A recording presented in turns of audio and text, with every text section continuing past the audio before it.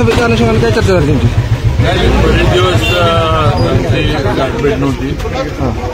मध्ये मध्यंतरी बाहेर याच्यामुळे मी थोडा आजारी होतो आणि म्हणून आज त्यांची भेट झाली किंवा बरेच दिवस भेटलं नसल्यामुळे काही विकास कामांबद्दल वगैरे चर्चा याच्याबद्दलच भेट होती.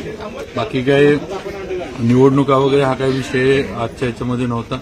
पण नक्कीच आता आम्ही सगळे भाजपमध्ये आहे आणि भाजपच्या माध्यमातून जिल्ह्यामध्ये भारतीय जनता पार्टीचे जास्तीत जास्त आमदार आम्हाला कसे निवडून आणता येतील हा प्रयत्न नक्की आम्ही सर्वजण भारतीय जनता पार्टीचे पदाधिकारी असणारे जिल्ह्यातले सर्व आम्ही मिळून प्रयत्न नक्की करू. तुम्ही आता विधानसभा आता मी माझ्या इथं सातारा जावळी मतदारसंघात मी उभा राहणार आहे.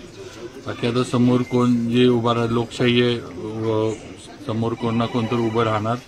पण मला माझ्या कामावर विश्वास आहे. मी काम गेले 5 वर्ष जे केले किंवा त्याच्या आधी सुद्धा आणि त्याचबरोबर मला सातारकरांनी जो विश्वास माझ्यावर जावळीकरांनी जो विश्वास माझ्यावर दाखवलाय त्यावर मला नक्की खात्री आहे की म्हणजे या निवडणुकीमध्ये येणार आहे ज्यावेळेला तर कधी लागतील त्यावेळेला विजयी व्हायला कुठलीही अडचण मला येईल असं मला वाटत नाही. कारण लोकांचा नक्कीच तेवढा विश्वास कामाच्या माध्यमातून मी सातारा आणि जावळी दोन्ही तालुक्यांमध्ये शहरामध्ये मिळवलेला आहे आणि भारतीय जनता पार्टीचं पण तेवढीच ताकद आहे.